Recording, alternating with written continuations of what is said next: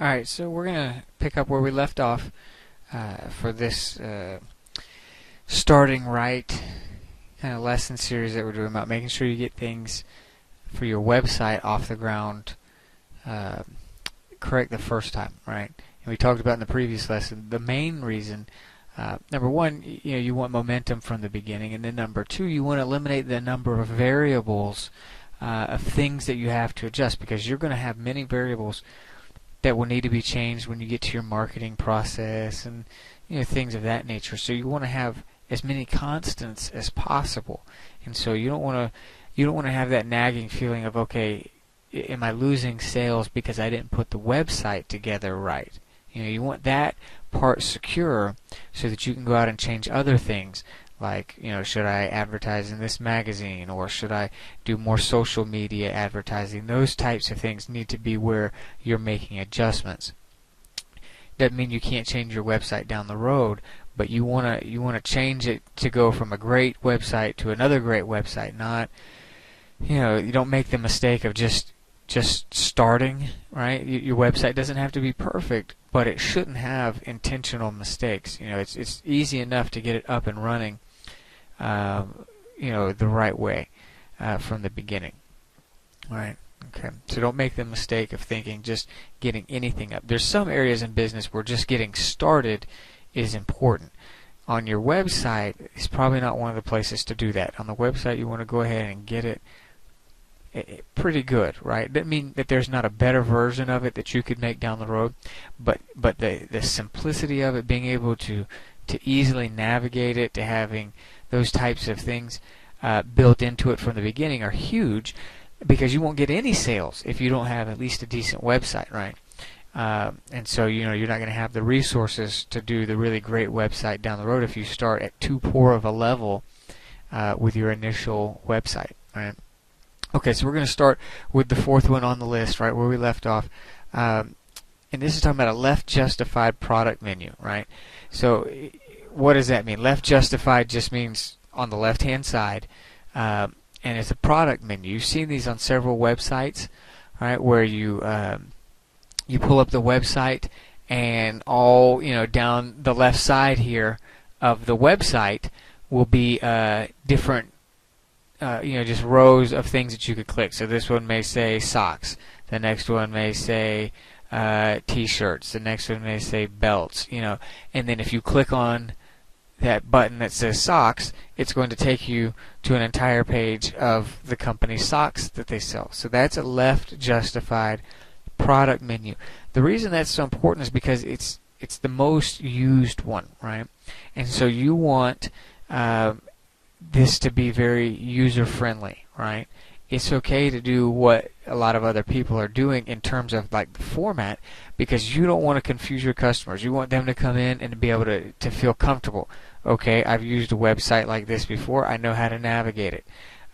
Because you may be more tech savvy than 80% of the people that are going to use your website, or maybe not. Maybe you're less tech savvy. I don't know, but whatever it is, you don't want to make the mistake of thinking, oh, well, let's do something unique so we won't be like everyone else, and then end up leaving certain people in the dark. So you can be unique, but pick and choose how you want to be unique.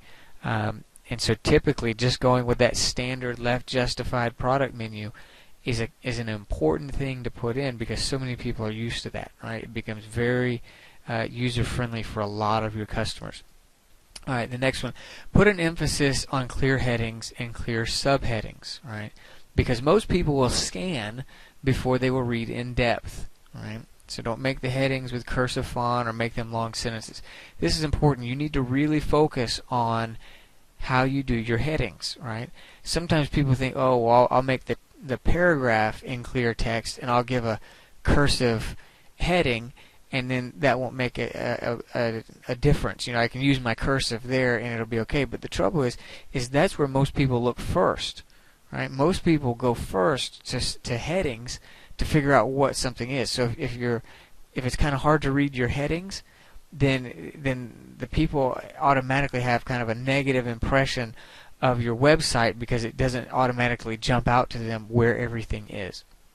right? So when you're going back in and reviewing your formatting and your fonts and how you have things set up, pay special attention to your headings and your subheadings, because the majority of web users will look at those first, and they'll scan the page looking at a few of the headings, right? Then they make their plan about where they want to go, right? So make sure that your headings stand out. They're very clear. They're almost bold. Something that, okay, as soon as I come to your page, I know exactly what you're trying to show me, right, from the very beginning. So people scan. That's the thing you need to know, is that they scan websites. They're not going to go through, unless they really like your website, they're not going to go through and read the big paragraph that you wrote. At least at first. They may go back later and do that, but normally at first, the very first reaction is, let me get familiar with what I'm looking at, and they look right at headings, right? And then from there, they make their decisions about where they want to go, and they may or may not read your big blocks of text, right? And so massive blocks of text probably don't need to be on the front page anyways, right? That really bogs down the experience. If right from the beginning you got to read some big paragraph before you start looking at the products, it's much better to put information on the other side of looking at the products. So like, you've got the opening page. That's just to draw them in, help them to get familiar with your website. They click on your product page, they go there, and then when they click on your product itself, whatever page gets pulled up then, that's where you want the detail, right? Because they've narrowed down to what they want, and then you provide your detail there. Don't try and provide all your detail right on that front page, right? Make it easily navigable, and I don't think I made that word up, but make it easily navigated, right? Right from the beginning, right? That's what you're interested in first, is simplicity to the product. And then once you're on the individual products, that's when it's a little more feasible to put a lot of detail in, because once they figure out what they want, then the next thing is they want to get some detail on it to help them make the purchase, right? Because a lot of people, they may have questions. Maybe they've seen 2 versions of a product that you sell, and if you don't have any detail on it, they don't know which one you're trying to sell, right? And so you want to have some detail in there so that once they finally figure out the one they want, then there's enough detail there to sell them on that product, right? So you want to sell them on it once they've found it, right? So you want to make it easy for them to find it at first. Then once you find it, then supply some detail that helps to close the sale, right? And because a lot of people, and that's where not only detail about product specifics, but also any reviews that you want to put in or anything like that, put that once you get to the specific product. And so you'll notice on most websites that you use that once you finally get to your product itself, it will have a specs section, right? The specifications, where it talks about the details of the product. It will have an overview typically of the product, maybe a section where you can ask questions. To send an email, you might have a button at that point. Do you have questions about this product? And then they could click on it, and it would send an email to a customer service rep. And so all of that detail stuff, save that for once they've landed in something that they're apparently interested in, right? Because they've clicked through a couple options and now they're on a product. There's a good chance they're interested now in learning about that product. So that's where you put all your detail. If you overload them with detail in the beginning, then they never make it through the search process to get to where they're going. So make the beginning very easy for them to find what they're looking for, and then once they find what they're looking for, make it very easy for them to learn about it, right? And to know all the details that they would want to know about the product. You put it right there, right close to the product, okay? In fact, probably you want to have a front page with your product categories on a left justified product menu, and then when they click on that category, then it takes them to a page that has all of the variations there. So if it's socks and they click on socks, then you may take them to a page that has, say, all 20 of the types of socks that you sell. Maybe pictures of all 20, right? And then if they click on any of those pictures, right, and maybe and next to it a short description, if they click on any of those pictures, it should then take them to a page that is only about that particular type of sock, right? And so it may have multiple pictures then of that type of sock. It may have reviews of that type of sock. It may have all of the overview about what that sock is, why it's important, why you need it, what makes it different from other socks, what's it made out of, where did it come from, what's the dimensions, how many per pack, those types of things, right? And right there at that point, there's got to be a clear checkout button with a quantity, so they tell you how many they want. They can check out right from that point and make the decision to purchase right there. Right? What you want to avoid is when they come all the way down and they click on that sock that they want, if to find out information about it, if you have to take them to another page, then what have you done? You've taken them away from the checkout button, right? So all of that information needs to be on that same page where the checkout button is, because you don't want to divert them to another page and make them have to come back to your page that has the checkout button on it. So any information, put it right there where that checkout button is, because you don't want to open up a new window and have them somewhere else looking at information about the product and then hope that they make their way back to the checkout button. Right? So wherever you put your product information, put your checkout button there. The checkout button closes the deal. That's when they buy it, right? And so you want that right where the product information is. Okay. So let's go through. Got one more slide here. A few things that you may want to do to increase the level of trust that your customers are going to have with your website, right? So this first one, display trusted brands and logos. So this is not just your brand and logo. Particularly if you're a new startup, you may think that putting your logo there makes people trust you. Not necessarily. You may want to have your logo, maybe as the header on the web page, or something like that. But if people don't know you, then your logo doesn't create trust. But there are other products perhaps that you sell, right, that might have logos that people trust, right? So, if you're selling car parts, right, and you're a new website and you're trying to sell automobile parts, maybe nobody knows you, but they recognize the Ford logo, right? They may recognize the Chevy logo, some things like that. So if you're a new company and you're selling those products, now you can't use their logo if you're not selling them, right? But if you're selling a Ford product, you can put a Ford logo on there, or something like that, that you can't use their logo in an illegal way. But if you're selling their product, right, then you can put their name and logo next to their product, right? So by doing that, it creates a sense of brand identification on your website, even though they may have never heard of you, right? They're now identifying with your product. And so if you're a new web page and nobody knows who you are, your emphasis may not be necessarily to try and push your logo on them, but maybe from the beginning you might want to emphasize the product that you're selling and maybe, build your relationships with that, because your customers are going to have a brand recognition with your product more than they will with yourself, right?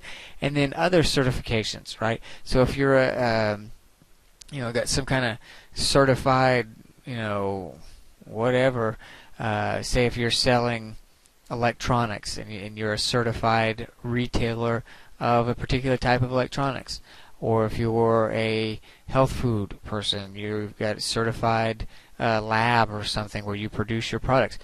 Putting those certifications on there helps people to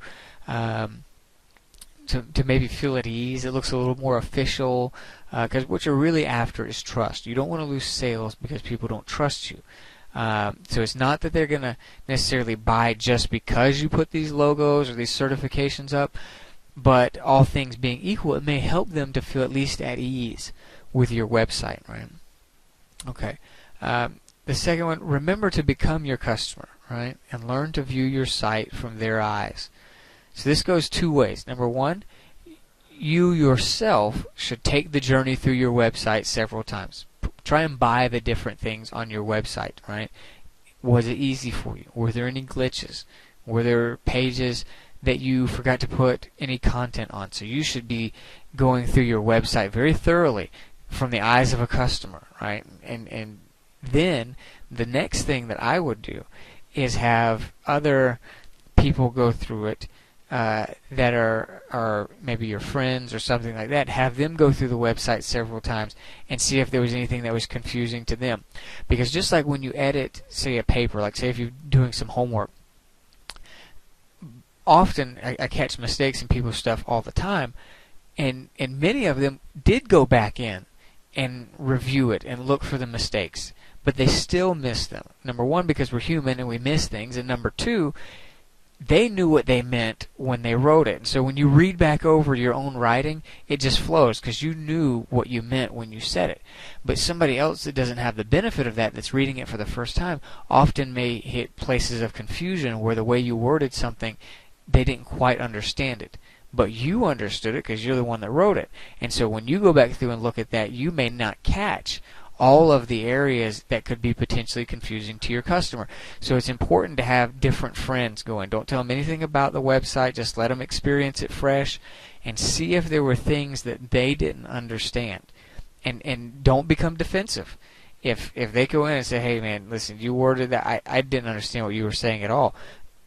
If they're your friend, that understand there's going to be plenty of customers that don't understand either. So don't shoot your messenger there. Don't attack your friend who's just trying to help you, because if you become defensive when they give you reviews, they'll quit being, as forthright with you, right? So if you say, oh wow, you're probably right, let me go back in and think about was there anything else that you noticed? Encourage them to be honest with you, because the more issues that you catch before it goes live, the fewer customers you will lose, right? So you want to know how people view your website, and one of the best ways to do that up front is by getting some friends to go through it fresh. All right, last one. Examine your content and your page for emotional drivers. Right, emotional drivers. Now these are not crazy people on the freeway. That's not what I mean by emotional drivers. An emotional driver is a word or a phrase that captures emotion or triggers an emotion, right? So if you use words like for cars, an exhilarating acceleration, or plush leather seating, or silky soft hair for hair products, right? Or rejuvenating your skin to its youthfulness. That sounds so much better than this stuff's really great for your skin, right? What carries the emotion there? This is great for your skin, or it's time to restore your skin to vibrant youthfulness, right? That all of a sudden, when you hear that, there's some emotions that are stirred. It's not just factual and plain. There's some emotion to those words. And in the same way, you want to make sure you include that in your web page content, right? So pick and choose, right? You don't want to be overly dramatic to where you're like a daytime soap opera just reading your content, but you do want to have powerful, well-chosen words, right? It may take you a few times to read through, but you have to do that, because just like on a commercial on television, they know that emotion connects. Same thing with your webpage. Emotion connects with people. It causes them to be drawn in and to choose your product over something else, because emotions play a role in the decision-making process.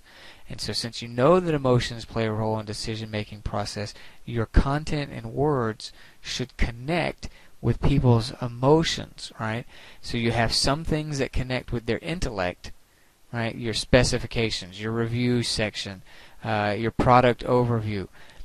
But then you also have to have some things that connect with their emotions, and a lot of that comes by the words that you choose and the style, right? The colors, the look of your web page. Okay. And then one last thing: have you clearly shown the benefits of buying and the negatives of not buying? Right. So you're selling them on the product on the page, right? So you become a salesman through your web page. Right? Because I mean that's what this is. It's e-commerce. You're trying to sell them something. So you have to use sales strategies in the writing of the content, right? So so any salesmanship that you're going to use has to take place in the writing of the page, because you're not going to get an opportunity to connect with them one-on-one. So don't think of this as just informational on the page. You got to view your website as your sales presentation to someone. And so in a sales presentation, you would always want to show them why they should have your product. And then also include what happens if they don't buy your product, right? And so you show both the positive and the negative. Tell them why they should have your product and what happens if they don't have your product. You know, going with a competitor, you know, the trouble with that, why you're better. So you have to be able to sell them, so to speak, on the positives, the pros and cons of your product. You know, why is your product the right choice? So for instance, if it's, you know, an easy one to look at that example would be weight loss things, right? So not only do you show them the positive benefits of being healthy, right, but you also talk to them about not being overweight anymore, right? So you're not only showing them what is the positive thing, you're going to be healthy, you're going to be in shape, but you're also talking to them about what is the negative consequence if they don't. That you don't want to be overweight anymore. In other words, if you don't do this, you're going to stay overweight. You don't want that, right? Or whatever is the product, right? So there's a positive and something that's going to happen if they don't get it, right? So if it's if it's birthday party stuff, right? Birthday party cake, birthday party decorations and stuff like that. You could show them all the positives of having what your great cake and your great birthday party supplies are going to look like, right? But then you may also want to talk to them about how having just a traditional birthday party could be kind of boring, right? And you draw the comparison in their mind between the boring birthday party and the exciting birthday party. And so if you just show them the exciting birthday party, that's not as forceful as if you also remind them about how boring a party can be when you don't put much effort into it. Right? So you show them both sides of the image, with your product and without your product, right? Okay. All right, so that's some of the key things to be thinking about, right? You follow a lot of these guidelines along with reviewing the common mistakes from the previous weeks that people make, then you can really launch something the right way that you can be proud of, that you can have a relative amount of confidence that you're not losing people because of your website, that your website is actually an asset to your business now when you start it the right way. And then that will enable you to begin to start thinking about how do we drive traffic now to our website, right? Now that it's up and running, how do we drive traffic to it? So that's what we're going to look at next week, is what are some strategies for beginning to get the momentum going with traffic, right? And but we'll look at that next week.